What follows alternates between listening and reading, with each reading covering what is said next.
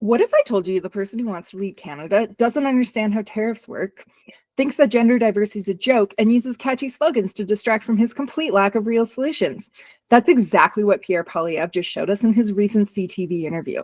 It wasn't just bad, it was dangerous. From dodging questions to peddling empty promises, this interview is a masterclass in how not to lead. So today we're breaking it down, policy by policy, pivot by pivot. Let's talk about why Poilievre's ideas aren't just ineffective, they're an insult to Canadians who deserve real answers.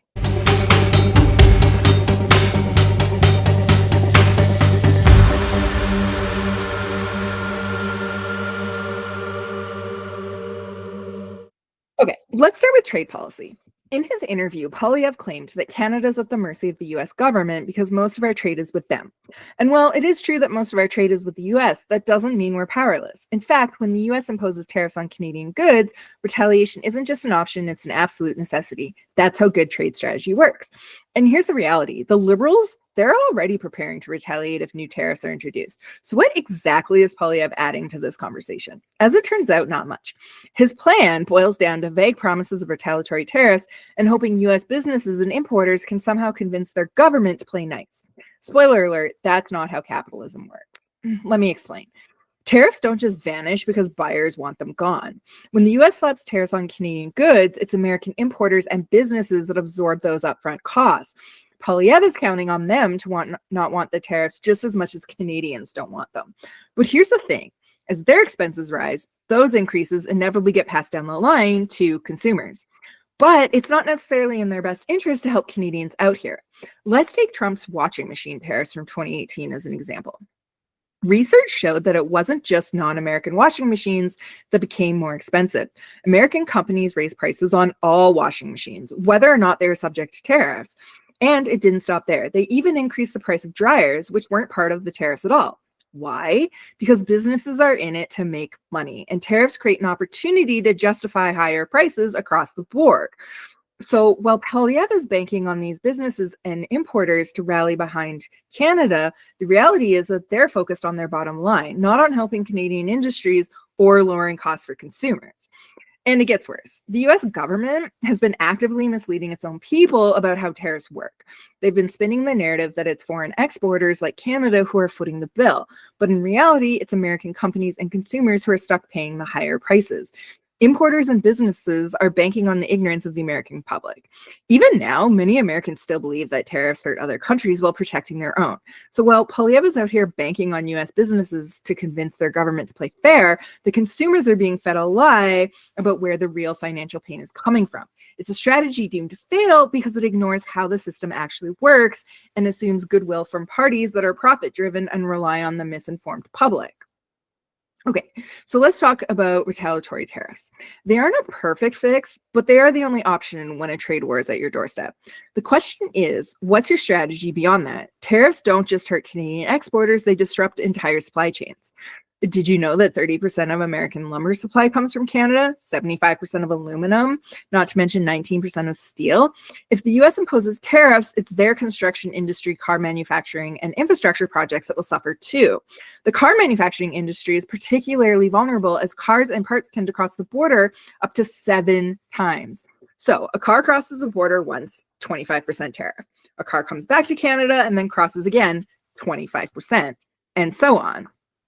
So, Poilievre, if you were serious about protecting Canadian industries, you'd be talking about how to leverage this crisis to strengthen Canada's economy. Take the aluminum, steel, lumber that would have gone to the US and use it to lower housing costs at home, as an example. Or invest in industries that add value to raw materials instead of shipping them out unfinished. But instead of bringing something fresh to the table, Poilievre, he's just recycling the same vague rhetoric without offering a real plan. Retaliation is necessary, but we need leadership that knows how to think beyond just that first step. Okay, now let's talk about one of the grossest parts of this interview. When CTV asked Poilievre about gender, specifically about other genders, his response was, "What other genders are there? I'm not aware of any other genders than man and woman." Yikes. This isn't just ignorance, it's willful ignorance. Let's be real. This wasn't just a lack of understanding. It was a calculated move to placate people who are actively hostile to trans and non-binary folk. Here's a quick history lesson, Poilievre. Trans and non-binary people have always existed. Indigenous two-spirited people in North America, Hijra communities in South Asia. These are just two examples of societies recognizing genders beyond the binary. And by the way, that was long before Canada even existed. So if we fast forward to the 20th century, when LGBTQ2IA plus people in Canada faced systemic discrimination, particularly in the 1950s and 60s, we can take note that the government actually purged people from the military and civil services under the guise of national security. Trans people couldn't access basic healthcare without facing abuse. And even today, trans folk are disproportionately at risk of homelessness, unemployment, and violence. And let's not pretend that Canada is a safe haven in 2025. Hate crimes against LGBTQ2IA plus people are on the rise. Trans kids are facing legislative attacks across Canada and North America, and yet instead of offering solutions, Poilievre brushes off their entire existence. Poilievre, leadership means showing up for all Canadians, including the ones who don't fit into your worldview. When you dismiss the existence of other genders, you're sending a message that their struggles, their lives, they don't matter. Fun fact, Poilievre, Canada already recognizes gender diversity.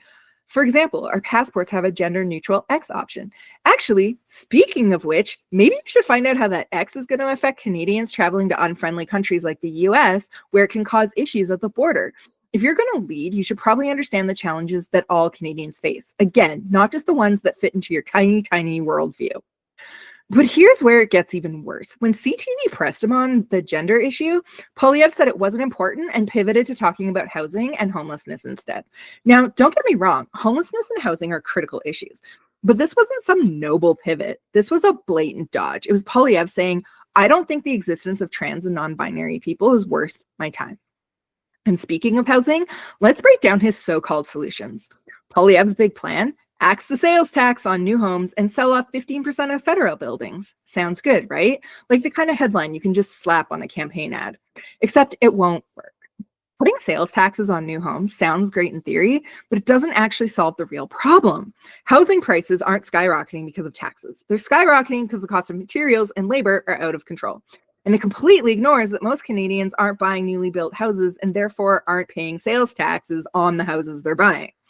Construction costs are up across the board, driven by supply chain issues, inflation, global demand for resources. Slashing the sales tax barely makes a dent when the core costs just keep climbing. And then there's this other solution, selling off 15% of federal buildings to make room for housing. On paper, that might sound like an innovative idea, but converting office space into livable homes, that's insanely expensive. You're not just putting up drywall and calling it a day. You need to redo plumbing, electrical systems, HVAC, insulation, fire safety, etc. It's not some quick or cheap fix. And here's the kicker. Poilievre doesn't actually explain who's to foot the bill for these massive retrofitting projects. Is it municipalities, provinces, private developers? Because if the federal government isn't providing funding, this just becomes another half-baked promise that shifts the cost to somebody else, leaving local governments and ultimately taxpayers holding the bag yet again. And even if you somehow made all of this work, zero sales tax, converted federal buildings, it still wouldn't solve the scale of Canada's housing crisis. We're talking about a system where demand vastly outweighs supply. There are millions of Canadians priced out of the market entirely, and the existing rental market is equally as brutal. So here's what Poilievre's plan is missing. Number one, affordable rental housing. Where's the support for renters who are spending 50% or more of their income on housing? Two, public housing investment. Countries like Austria have public housing systems that actually work. Why aren't we learning from these models and figuring out what might work here?